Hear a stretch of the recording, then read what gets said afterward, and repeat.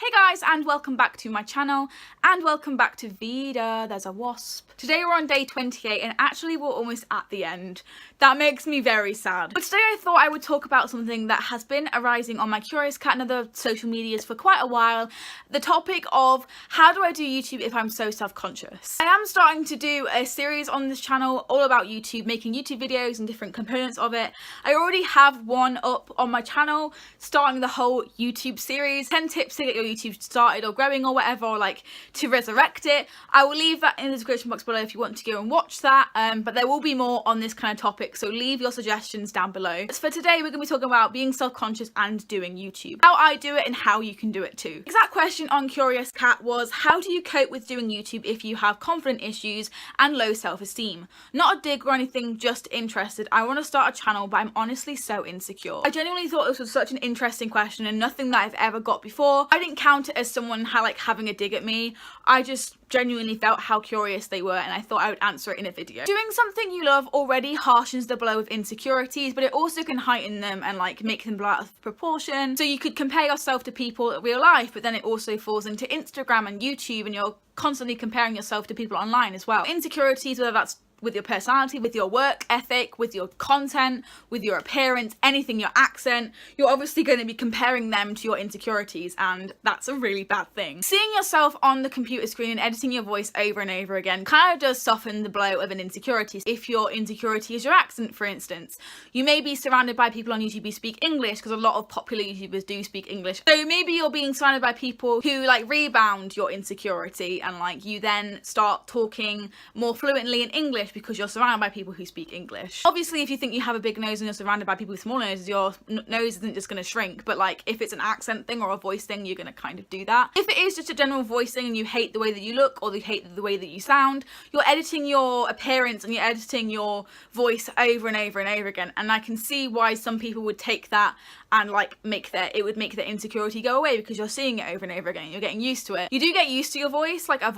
I used to hate the way that I speak, and I still really do, but I feel in my videos is a little bit different. I've never really got used to seeing a bad angle or a bad video of myself. Seeing yourself grow on YouTube can also make you not as insecure, because you're oh, people actually do like me. But then again, it also can, if you're not growing, then you'll obviously beat yourself up and think, oh, it's because of my bloody nose, or oh, it's because I can't speak English that well. Getting used to it has kind of a question mark on it for me. I'm someone with body dysmorphia, and I can't just get used to my insecurities by seeing them every time, because I see them and I'm having a panic attack because they're so bad. It's more than just having an insecurity when you have body dysmorphia, but if it is just an insecurity, you might be able to get used to it. Know that you aren't your insecurity, and just because you see yourself a certain way doesn't mean that everyone in the entire world is going to see you that way. Doesn't mean that everyone who views that video is going to see you the same way. Being open about your insecurities and helping people with the same insecurity may gain you followers and gain you some kind of confidence. But be careful of this with hater comments and trolls, because when they see this in videos, they often take it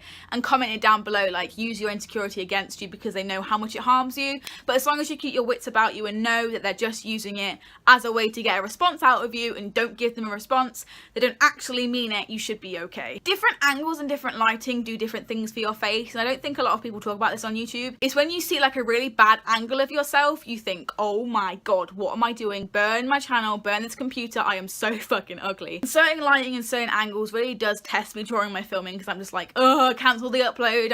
No one looks their greatest. You shouldn't be expected to look 100% all of the time. Especially in my weekly vlogs, some of the angles and the lighting in that are fucking disgraceful. But just know that different lighting and different angles don't determine your entire appearance. You haven't seen yourself talking about something that you love. Enthusiasm really brightens up your face in a way that angles and lighting really can't. I mean, you can use angles and lighting to make yourself look better, which is also a bonus. I look really good from this angle, so I'm going to keep using it and make myself feel better. But also, they can make you look really bad, so just know that that isn't permanent. It's just an angle, or it's just a lighting. You can meet people with the same insecurities as you. So again, for example, if you don't speak English very well and it's a massive thing for you, surrounded by people who speak English on YouTube, and it makes you think that people aren't going to want to watch you because you can't speak English that well, and you meet someone else who is maybe more successful than you on YouTube that doesn't speak English that well, you're going to be more inclined to accept your insecurity and do YouTube anyway, and just being YouTube friends with people who are the same as you. So there's like a whole community out there of plus size YouTubers and booktubers that I found quite recently, and I am now subscribed to every single one on the thread because I just love them so much, and I think I found my calling of just plus size YouTubers. Go ahead and find people who are also like you. So if you have an insecurity, make it into a positive and start a community out of it. It's really fun. And the last thing I would probably say on this topic is the fact that your insecurities are not you. I know it's really easy sometimes to think that, oh, my insecurities are everything about me and it's all that anyone ever sees, and it isn't. Trust me. Me, out of all people, should know that and practice that, but I don't, and it's really hard. But deep down, just place that there, that you are not your insecurities, and you shouldn't let them beat you because you're so much more than them. Just because you have this persona of yourself inside of your head, the way that you look, the way that you speak, doesn't mean that everyone else views it that way. And you shouldn't let things that are negative about yourself that you see that people might not see prevent you from doing something wonderful like YouTube. So there was my video kind of about being insecure and still doing YouTube. I hope it was kind of helpful or informative.